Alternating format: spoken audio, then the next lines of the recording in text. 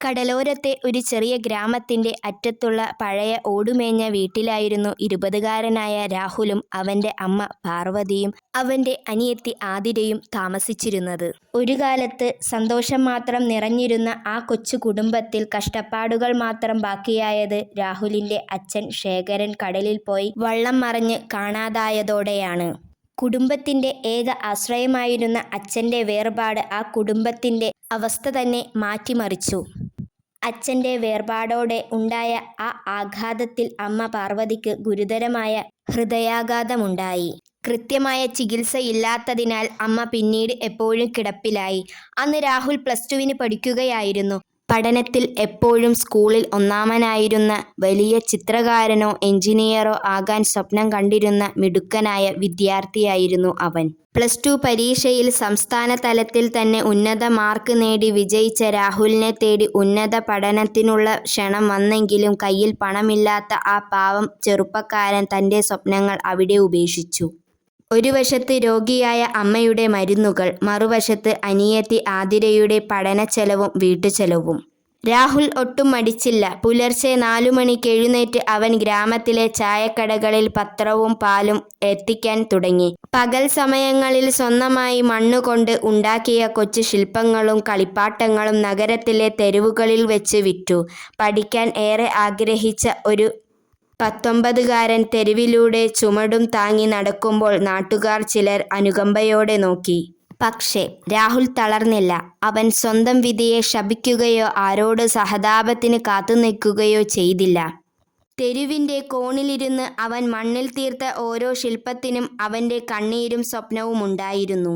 ആളുകൾ അവനെ നോക്കി എപ്പോഴും സഹതാപം പറയുകയും അവനെക്കുറിച്ച് എപ്പോഴും സംസാരിക്കുകയും ചെയ്യുമായിരുന്നു. എന്നാൽ അവന്റെ മുന്നിൽ വലിയ ലക്ഷ്യങ്ങൾ ഉള്ളതു കാരണം അവൻ അതൊന്നും വിലക്ക് വച്ചില്ല. അവൻ അവന്റെ ശില്പങ്ങളും അവന്റെ ചിത്രങ്ങളുമായി ഇങ്ങനെ ജീവിച്ചു പോന്നു. അങ്ങനെ ഇരിക്കുമ്പോഴാണ് അവന്റെ ജീവിതത്തിൽ വലിയൊരു മാറ്റവും വലിയൊരു തുടക്കവും സംഭവിക്കുന്നത്. അങ്ങനെയൊരു വൈകുന്നേരം നഗരത്തിൽ മഴ പെയ്യുന്ന ഒരു ദിവസം രാഹുലിന്റെ ശില്പങ്ങൾ വിൽക്കുന്ന സ്ഥലത്ത് ഒരു പ്രശസ്തനായ ശില്പകാരൻ വന്ന് കാറു നിർത്തുന്നു. മഴ കാരണം വണ്ടി സൈഡൊതുക്കിയതാണ്. അവനിക്കറിയില്ലായിരുന്നു അവന്റെ ജീവിതം ഇന്ന് മാറി മറിയുമെന്ന്. പത്രത്താളുകൾ കൊണ്ട് മഴ നനയാതെ സൂക്ഷിച്ചു വച്ച രാഹുലിന്റെ കൊച്ചു ശില്പങ്ങൾ അദ്ദേഹത്തിന്റെ ശ്രദ്ധയിൽപ്പെട്ടു. വെറുമൊരു കളിമൺ രൂപമല്ല എന്ന് അയാൾ തിരിച്ചറിഞ്ഞു. ആ മൺരൂപത്തിൽ ഒരു കലാകാരന്റെ ജീവനും ആത്മാവും ഉണ്ടെന്ന് അയാൾ മനസ്സിലാക്കി. രാഹുലിന്റെ കഥയും അവന്റെ +2-ലെ ഉന്നത വിജയവും രോഗിയായ അമ്മയും അനിയത്തിയെയും സംരക്ഷിക്കാൻ അവൻ നടത്തുന്ന പോരാട്ടങ്ങളും അറിഞ്ഞ് ആ മനുഷ്യന്റെ കണ്ണുകൾ നിറഞ്ഞുപോയി.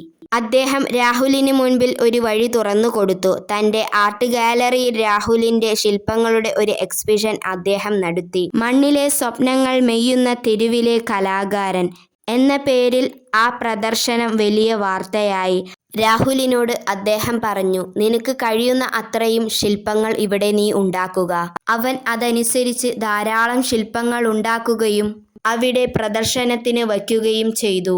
10 ദിവസം നീണ്ടുനിന്ന പ്രദർശനത്തിന് പ്രശസ്തിയായ ആളുകൾ ഒഴുകിക്കൂടുകയും അവന്റെ ശില്പങ്ങൾ കണ്ട് ഇഷ്ടപ്പെടുകയും അതവർ വാങ്ങുകയും അവൻക്ക് കാശ് നൽകുകയും ചെയ്തു. അതിൽ നിന്ന് കിട്ടിയ പൈസ അവൻ വലിയ സാമ്രാജ്യം തന്നെ ഉയർത്തിപ്പൊക്കി. കുട്ടികൾക്ക് ശില്പങ്ങൾ ഉണ്ടാക്കാൻ പഠിപ്പിക്കുകയും മണ്ണിനോടുള്ള സ്നേഹം പുലർത്തുവാനും കഴിയുന്ന രീതിയിലുള്ള ക്ലാസുകൾ അവൻ തുടങ്ങി. വലിയ വലിയ ക്ലാസ് റൂമുകൾ അവൻ ഉയർത്തി. അതിൽ നിന്ന് ലഭിച്ച വരുമാനം കൊണ്ട് അമ്മയ്ക്ക് നല്ല ചികിത്സയും അനിയത്തിക്ക് ഉന്നതമായ പഠനവും അവൻ നൽകി. രാഹുലിന്റെ മനസ്സിലെ പഠനം അവൻ വീണ്ടെടുത്ത് പൂർത്തീകരിച്ചു.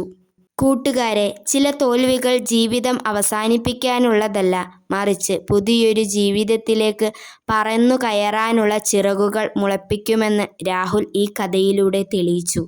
അതെ, കടലിന്റെ ആഴങ്ങളിൽ അച്ഛൻ മറഞ്ഞു പോയെങ്കിലും കണ്ണീരിന്റെ കടൽ നീന്തിക്കടന്ന് രാഹുൽ തന്റെ കുടുംബത്തിന്റെ കരപറ്റി. സ്വന്തം സ്വപ്നങ്ങളെ ആകാശത്തേക്ക് അവൻ വീണ്ടും ചിറകടിച്ചുയർന്നു. ഓർക്കുക, ജീവിതത്തിൽ പ്രയാസങ്ങൾ വരുമ്പോൾ തളർന്നു പോകാതെ, ആത്മഹത്യകൾ പോലുള്ളത് ചിന്തിക്കാതെ ജീവിതത്തിൽ വിജയിക്കാൻ ശ്രമിക്കുക. ഇന്നല്ലെങ്കിൽ നാളെ നിങ്ങളുടെ പരിശ്രമം ഒരിക്കലും പരാജയപ്പെടുന്നതല്ല. ഈ കൊച്ചുകഥ നിങ്ങൾക്ക് ഇഷ്ടമായോ? എങ്കിൽ ലൈക്ക് ചെയ്യാനും ഷെയർ ചെയ്യാനും സബ്സ്ക്രൈബ് ചെയ്യാനും മറക്കരുതേ. ഇനി പുതിയ കഥയുമായി വീണ്ടും വരാം. Tata bye bye. Thanks for watching.